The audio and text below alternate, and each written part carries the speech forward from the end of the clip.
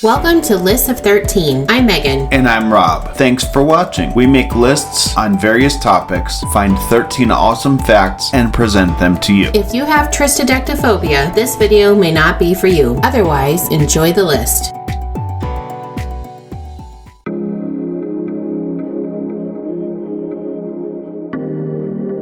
There is something that is with you pretty much anywhere you are. It is where you work, where you live, where you play, and where you go to school. This thing we are talking about is technology. Whether it's a company building computers, or an individual writing code for a program, or a massive social media conglomerate. If it's about technology, it may be covered in this series. We find 13 facts, put them into a list, and present it to you here.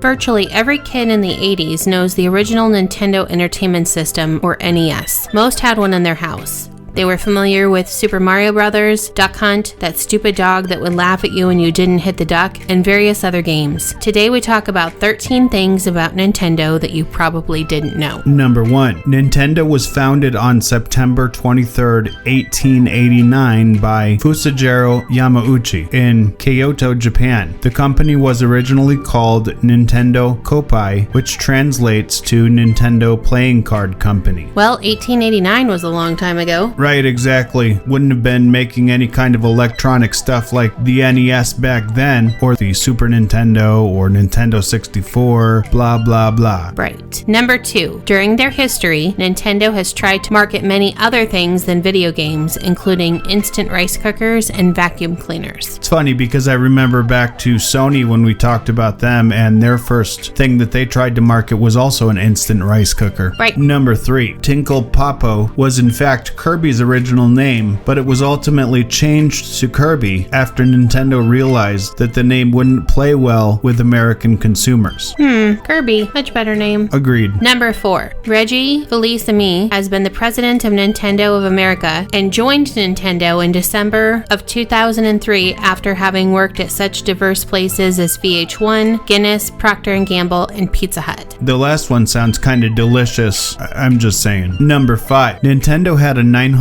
number, which would cost people in Canada $1.50 per minute and people in the United States $2 a minute. Game counselors would talk kids through difficult spots, but also found themselves being asked questions about school or, in the case of older gamers, marriage issues. The company eventually capped calls to 7 minutes to avoid inadvertent therapy sessions. Well, besides them not having to offer paid therapy, I'm sure the people paying the bills at $1.50 or $2 a minute appreciated it being capped at 7 minutes. Yeah, I'm thinking $14 extra a couple times a week on a phone bill would not make the parents happy at all. Right. Number 6. While Nintendo Power magazine was happy to celebrate accomplishments in a high score section, editors eventually had to prohibit Apple co-founder Steve Wozniak from submitting his record achievements in Tetris because they couldn't keep printing his name month after month. Wozniak obliged, but not before submitting one last high score with his name spelled backwards. Very clever of him, and he always was a genius. We knew that, being that he was one of the founders of Apple. Right.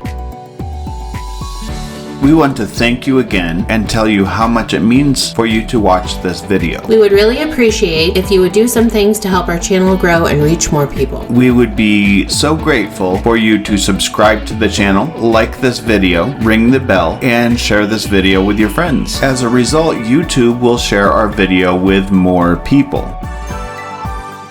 Number 7. Mario was originally a carpenter and his name was Jumpman. Well, that's fun. Although I think Mario is a better name for him. And I think that a plumber is more fun than the carpenter because, of course, having a plumber means you can have all those pipes and they go to different worlds and all that kind of stuff. Makes the game a little more fun. Number 8. In 2007, the National Academy of Television Arts and Sciences bestowed a belated Technological and Engineering Emmy Award on Nintendo for their D-pad innovation. generation, the directional button that replaced the joystick in home game systems. Yeah, I definitely think it's the preferred method, but then we've got companies like Sony that had their directional pad and their joystick, and that was even cooler. Still a far cry from the days of an Atari. Truth. Number 9. One of actor Paul Rudd's earliest roles was a 1991 commercial for Super Nintendo, which features him playing games like F-Zero and The Legend of Zelda: A Link to the Past. Well, that's not such a bad commercial to be linked to. Right, and Paul Rudd's a pretty great guy, so I think that Nintendo used a pretty fun actor to do that commercial. Right. Number 10. Gunpei Yokoi, a janitor at Nintendo, invented the Game Boy. Well, good for him. It was a really great invention, if you ask me. Well, I guess it also tells you that even their janitors were super smart if he came up with the Game Boy. Right. Number 11. Donkey Kong, released July 9th, 1981, was the first video game to feature jumping. Wow, can you imagine all the games if there hadn't been jumping? Right, some of them would really be kind of boring in my opinion. Right, like Mario. True. Remember all the rotating fire guys that Mario had to jump over? Yeah, that would have worked out a lot worse if he was not able to jump. Right, or the hot lava. Although they would have had to come up with something, he would have had to have some super special power just to speed across it. That could have been fun too. But of course his power was jumping, so there's that. Right, hence he was previously called Jumpman. Number 12. Nintendo used to be the majority stakeholder of the Seattle Mariners. Well, if I was Nintendo, I would have got rid of him too. And number 13. Luigi was a byproduct of hardware limitations, as a lack of memory made it so that Nintendo couldn't add any new characters in the 1983 arcade game Mario Brothers. When it came time to design the game's second playable character, the developers opted to recycle assets and used the same character model as Mario, but with the green color of the game's Koopa Turtle enemies. In other words, Luigi is basically a hybrid of Mario and the Turtles. Well, that's fun. We hope that you enjoyed this list of 13 things about Nintendo that you probably didn't know. Tell us which fact surprised you the most, or which game you liked to play the best on which Nintendo system.